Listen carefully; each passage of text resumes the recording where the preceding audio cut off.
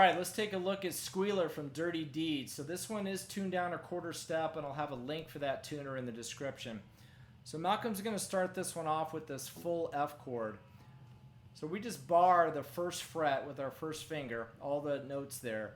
And then we take our middle finger on the second fret of the G string, our ring fingers on the third fret of the A string, and then our pinkies on the third fret of the D string. So we just have this full F bar chord. And then we're going to play G, and we just want to make sure the little E and the B string are fretted at the third fret, to D.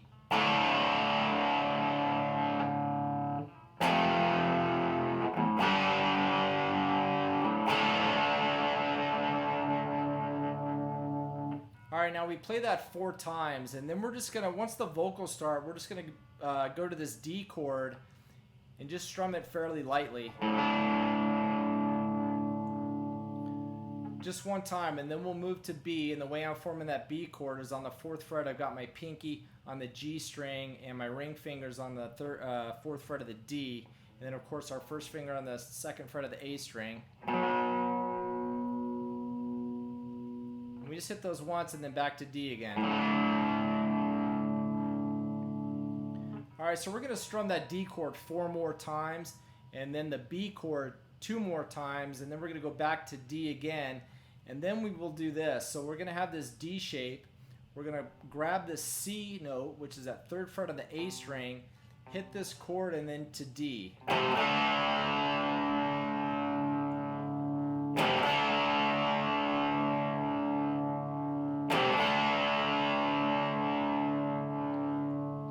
Alright, then we're going to move back to B, and we're going to have an open A string to this B chord.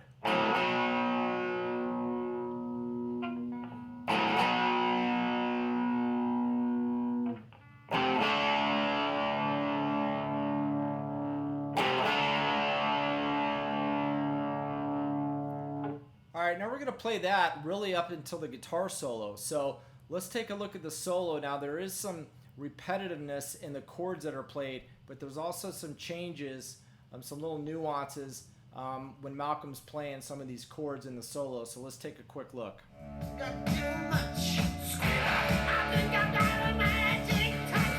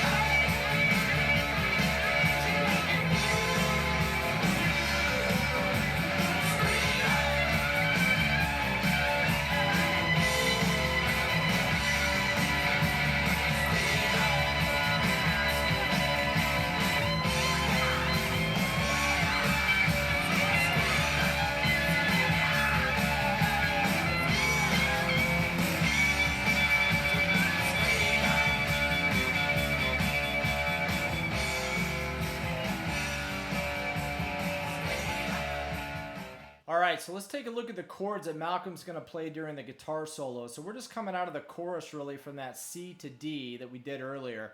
When the solo starts, we're going to move back to B. And we're going to make sure that the first time that we play this, we're going to have that first finger off that second fret.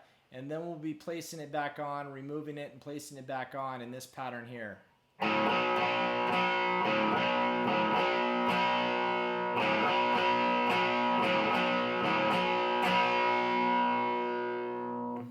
And then we're going to go back to C to D again. We're going to start on C to D, and we're going to play that same pattern.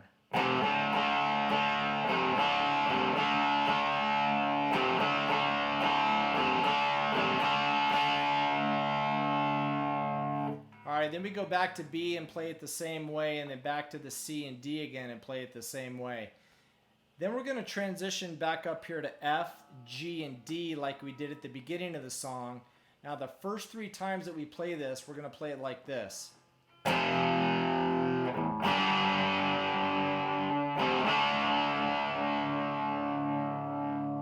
So we play our F, G, C to D and let the D ring out. The 4th time, we're going to play it like this.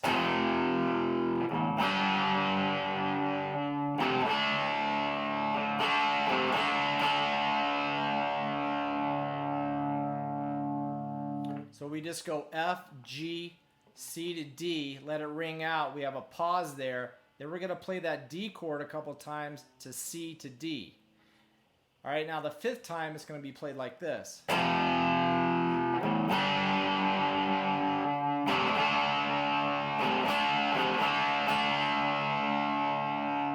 So the difference there is we go F, G, D, or C to D, let it ring out, little pause there, and then we start here and then play the D. All right, now for the rest of this one, or almost all the way through to the end where it changes once again, but we're going to play this.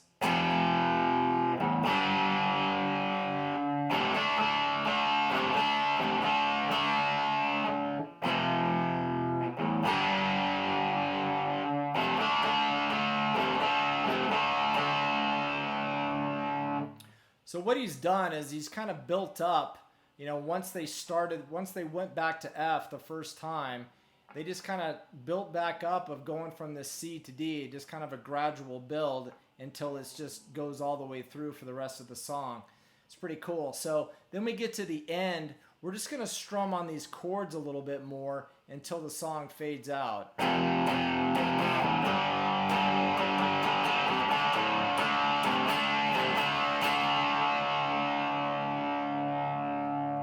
Right, I'm not sure exactly how many times that's played. It may be 4 or 5 times, or maybe it's actually 6 times, and then the song will fade out.